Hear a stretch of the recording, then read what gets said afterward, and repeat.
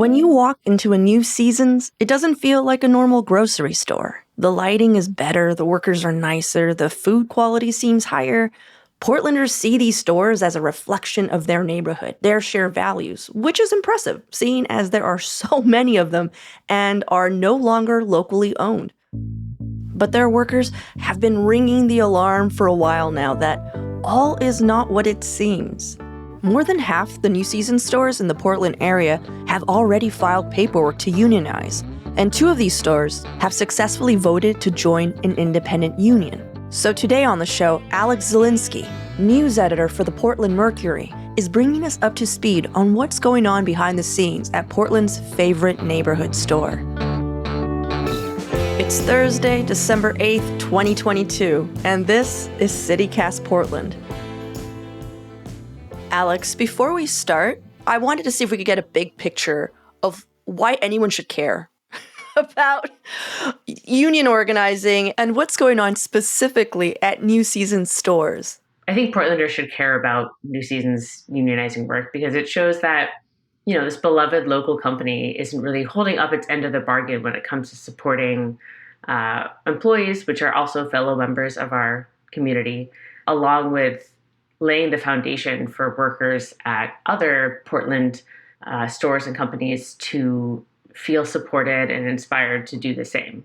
What is interesting, and I think relatively new, is that this organizing is coming from independent unions, meaning they're simply just led by workers and they're not part of these larger, already established unions that have staff to help. And so it's like a pretty scrappy production. You've seen this in the Amazon union in Staten Island, in Starbucks unions across the country. I'm going to pause you right there because I just want to highlight that your response was New Seasons is saying we're this, we're that. I mean, we see them as this very family-friendly, neighborhood-focused brand. They're a B Corp. Mm-hmm. Which if people don't know what a B corporation, it means a benefits corporation. It means that they're supposed to be very transparent, that they're like giving away their profit, that they're environmental friendly. And what you're saying is actually there are these cracks in that veneer. Right. So I've spoken to, a number of employees and workers at New Seasons who joined the company because they thought it was this environmental friendly, community focused organization that had the community's best interests in mind, which, that had been kind of the perception up until about 2019 when New Seasons announced its sale to not North Korean. It was definitely not. That'd be a hell of a twist. To a South Korean company called Good Food Holdings. So essentially since then, staff had seen a lot of these community-focused decisions that they were seeing before kind of dissolve, that workers and managers had really little say in, regarding paid leave, healthcare benefits, wages. I think this ownership change really sparked the movement to start this unionizing effort in May of this year. And I believe it's E-Mart who bought them and then also bought Good Food Holdings, which owns like these really fancy stores all across the West Coast. Mm-hmm. And so it's kind of interesting because they are essentially a bargain mart. So how is this like South Korean, let's just be honest, it's South Korean. Yeah, get that straight. Who owns all the Walmarts in Korea? How are they running our Portland, B Corp store, which is selling, olive oil for like $30. Yeah, E-Mart is the Walmart of Korea. They're selling pretty cheap stuff at high rates all across the country. And that's not necessarily what we're seeing at New Seasons. I think we're seeing this kind of corporate effect on the way that the company is being managed. There's cost cutting taking place, and that's leaving people with uncertain benefits. It sounds like the healthcare costs are really kind of all over the place. There isn't a bunch of expected pay raise structures that people can kind of rely on. A lot of bundling of time off. So if you happen to be sick for a long time, you might not get any vacation for a whole year. And so I think what we're seeing now in New Seasons staff are people kind of sensing the change in the way that this company is being run and trying to have some kind of oversight that comes from employees rather than just this distant large company. Gotcha. Do you have any information on the banana cake? Because I tasted a difference. Like there was a there was a very distinct before and after for me. I mean, in all of your reporting, has anyone given you the hot tip of what's going on with that banana cake? No one has explicitly mentioned the banana cake. I have spoken to bakers who worked within the store who said that their work has changed a lot, not necessarily in like the recipe changes, but just when it comes to staff cuts and, corner cutting, that probably makes their workloads harder and maybe impacts the moisture and density of a good banana cake. Thank you, Elle. This is what I wanted. It was just down to the minute detail of the moisture and density. I mean, this is what people were really asking about. Right. Okay, we're going to take a little break, and when we come back, let's talk about what's been happening at the Slabtown New Seasons. Yeah.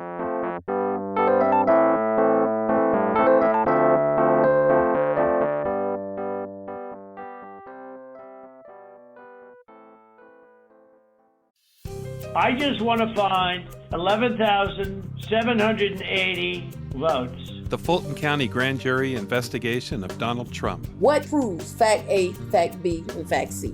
If we can do that, I'm going to bring an indictment. I'm Bill Rankin. I'm Tamar Hallerman. Join us for Season 9 of Breakdown from the Atlanta Journal-Constitution. Listen now, and please follow us on Apple, Spotify, or wherever you get your podcasts.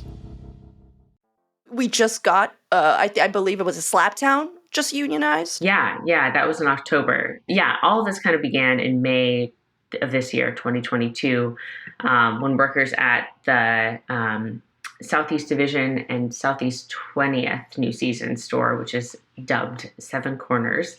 So it began with the Southeast Division store announcing their intent to unionize. But their announcement kind of started getting other stores on board behind them, saying, okay, we're going to do this too. If they created this independent union for us to be a part of and to have such confidence in the fact that they will succeed and win, we should support them. So everyone's kind of at different stages. The New Season's response has been hiring big name lawyers, union busting lawyers that have, famously worked to bust a union at a Trump hotel. Wow. I heard about one of your own articles being fact-checked in the break room as a flyer. Yeah. Can you tell us about that? Can you say which store it was? Or is all that of the stores. They printed out, this line item, the Mercury has misinformation. Let's break it down. It was specifically a story I did about the Sellwood New Seasons organizing. Okay. And I'd spoken to a number of folks there who were just expressing to me why they wanted to unionize, what they felt unhappy about at work. I think there was one person who had claimed that they had come forward to management with concerns about kind of microaggressions, and another one about kind of paid time off issues and felt like they had been ignored and kind of cast aside. In my reporting, I was kind of retelling, here are these anecdotal examples as to why people feel unsupported by management. And one of the workers took a picture of a flyer that had been posted in their break room that had quotes from my article and then explanations from New Season responses saying, this is why this is incorrect. It was specifically responses to quotes that I had included from people that are their employees. And their responses were saying, this can't be correct. This person said this, but they can't feel this way because we have a speak up culture. So what's going on at the stores that have already voted to join? So those two stores we're talking about, the one in Richmond and then Slabtown. Yeah. I mean, like you said, these are really long processes. Once a store votes to unionize, then that means, okay, basically forces management to come to the table and meet with workers who are, part of the union to start discussing what they'd like to see in their initial contract. And that process can take years. I believe Burgerville's union just ratified their first contract in December, and they had started organizing in 2018, I think. Yeah, oh my God. So it's definitely a process. Gotcha. The push for unionization has been happening all over Portland. So we had, I think, Powell's Books as well, and then Voodoo Donuts during that heat wave. They've all successfully unionized, right? Burgerville, Powell's Books, and Voodoo Donuts. Yeah, that's my understanding. What have you heard from the workers, any positive changes coming from the unionized shops of any of these stores I mentioned? I know that for Voodoo Donuts, they just voted to unionize, and so they're just in their early talks. For Burgerville, like I mentioned, their contract was ratified in December, and that contract included a lot of kind of the benefits that workers had been asking for the past 4 years, including kind of a formal tipping system. There was also more reliable schedules kind of baked in. And so it seems like there's tentative, success that, hey, if you invest this much time to unionize, your store and organizing and settling on a contract, there is going to be positive outcomes. What's on the table for New Seasons workers? I mean, is it going to be individual store to store? No, it's going to be one contract. So essentially, as these stores continue to vote to join the union, representatives from those stores will join kind of the bargaining table to help settle and hash out this initial contract. There's a lot of interest in hammering out details when it comes to paid time off, when it comes to living wages. They also want better healthcare benefits. They want a more reliable healthcare plan. And I think there is just an interesting, an ask to be more involved in bigger decisions about the company. Yeah, and founded in the values that they're espousing. Yeah. So I'm going to ask this question again, because I asked in the beginning, Alex, of why anyone should care. And you said, because they're lying to you. I'm putting words in your mouth. Well, they're misrepresenting their values. But now, what is the average Portlander going to gain from New Seasons unionizing, would you say? Yeah. I mean, I think the idea is that Portlanders would have the store that they believe that they're supporting, have those values of that store really upheld in the way that it treats its employees and its workers. It would be putting their money, right back into the pockets of those workers more than they are now. So for those of us that are so inclined, what can we do to support the workers, people like me that are complaining about the banana cake and just I literally buy corn nuts to send to my family because those are the best corn nuts. I'm derailing the entire interview now, Alex, but I want to know what I can do as a person who's just concerned about these small things. Right. At the end of the day, I think to help workers is to listen to what their needs are. One thing we associate with unionizing a lot of times and supporting unions is to boycott and not shop at a grocery store or go to a restaurant. In this case, that is not a request at all.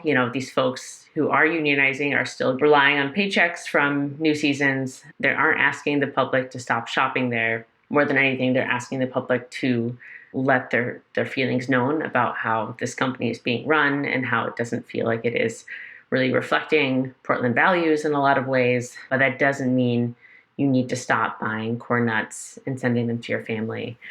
And, I think from what I've heard from workers, honestly, what goes the longest way is just customers occasionally, reminding them that they really appreciate their work and supporting and saying, good luck on the union thing. We support what you're doing, if that's, how you feel.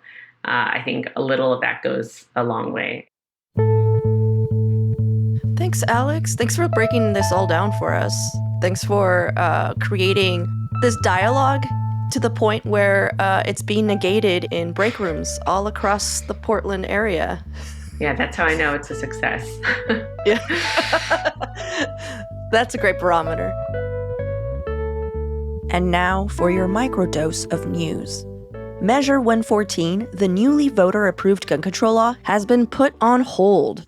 Federal and state judges are weighing in on when the law is actually going into effect, or if at all. As a reminder, the measure bans high-capacity magazines and requires a permit to purchase any firearm. So far, a federal judge postponed when the permitting would begin, allowing for the rest of the law to go into effect today. But then just hours after that ruling, a state judge in Harney County, yeah, that's in Eastern Oregon, blocked the whole thing. That made our state attorney general run to the Oregon Supreme Court and petition them to immediately review the state court's decision. So who knows? I mean, we only voted for it. We'll keep you posted. And in our win section for the day, Western monarch butterflies, whose numbers have declined by 80% in the last 2 years, might get a fighting chance for survival. The federal government is allocating more than $500,000 in grants to local Oregon groups to preserve their habitat. And if you want to help out, plant some milkweed. And when the spring comes, plant some native wildflowers. If you want to catch up with more of what's happening in our city, check out our daily newsletter, Hey Portland. I'll throw a link in the show notes. That's all for today here on CityCast Portland. If you enjoyed this show, leave a review, tell a friend. Do you also think the new season's banana cake recipe has changed? I can't be alone in this.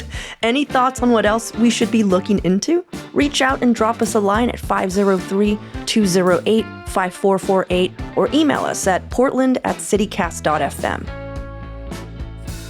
Our lead producer is John Notariani, and our audio producer is Julia Fiaoni. Our newsletter writer is Rachel Monahan, and our host is me, Claudia Meza.